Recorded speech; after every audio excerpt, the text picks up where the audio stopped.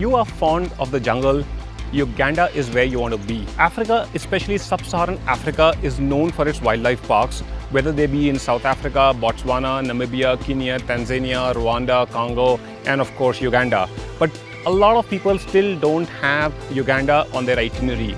Typically, they would go for the more popular destinations like Kenya, like Tanzania or South Africa.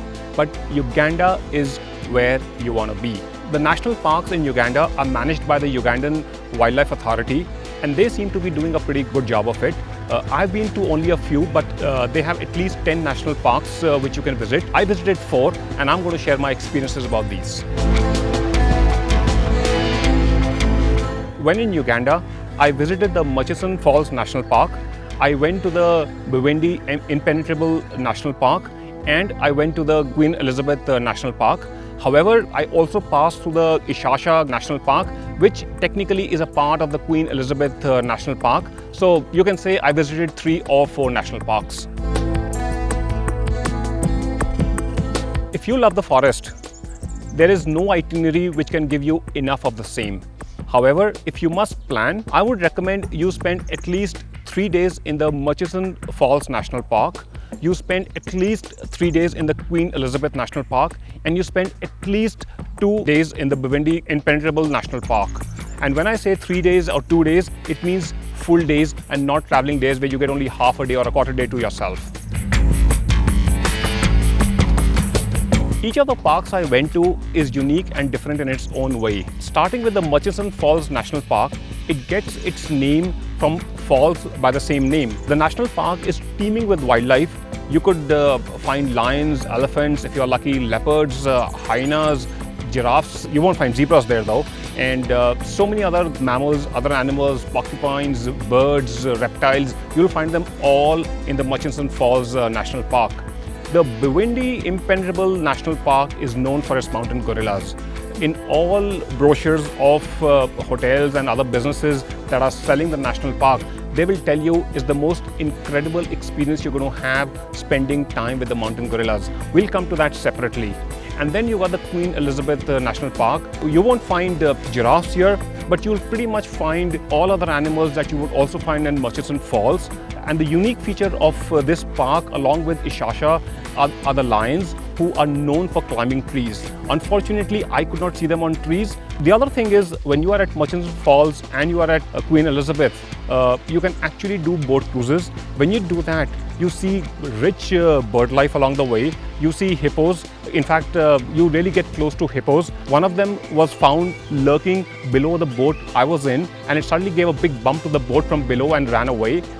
We could have toppled, but yeah, we didn't. And I'm here telling you the story. You've got crocs on the banks who could just slither into the water the moment they see you. You've got wild buffaloes, you've got elephants who come to the banks to drink water. You name it, it all happens here. When you are in these parks, you have to do the boat cruises.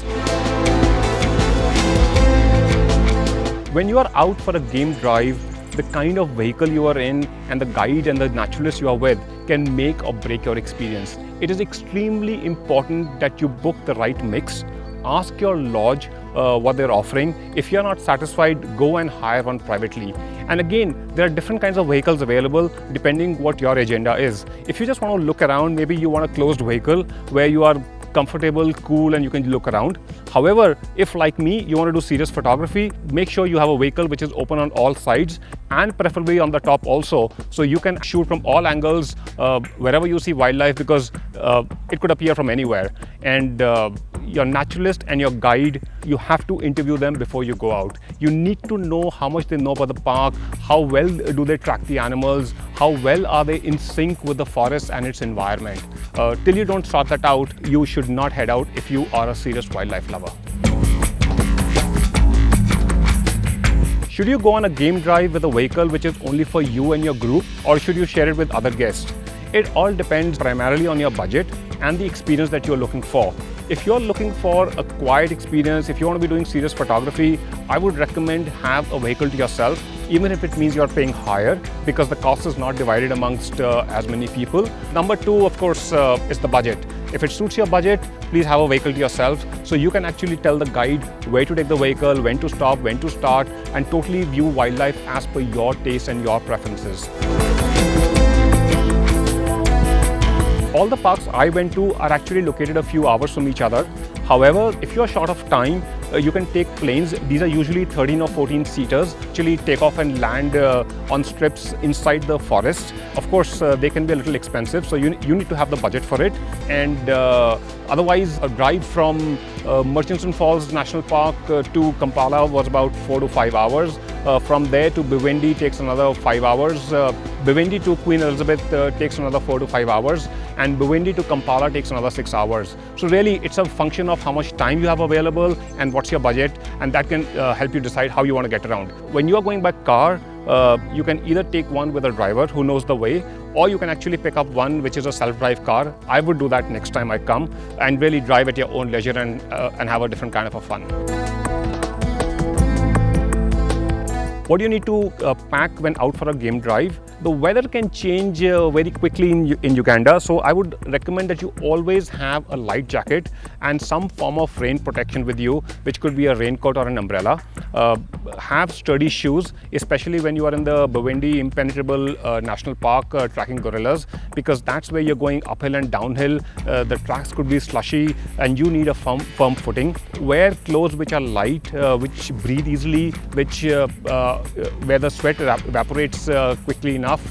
If you are prone to sunburn, have some sun protection cream, have a hat, maybe even carry some gloves if you don't want to get your hands too dirty when out tracking gorillas.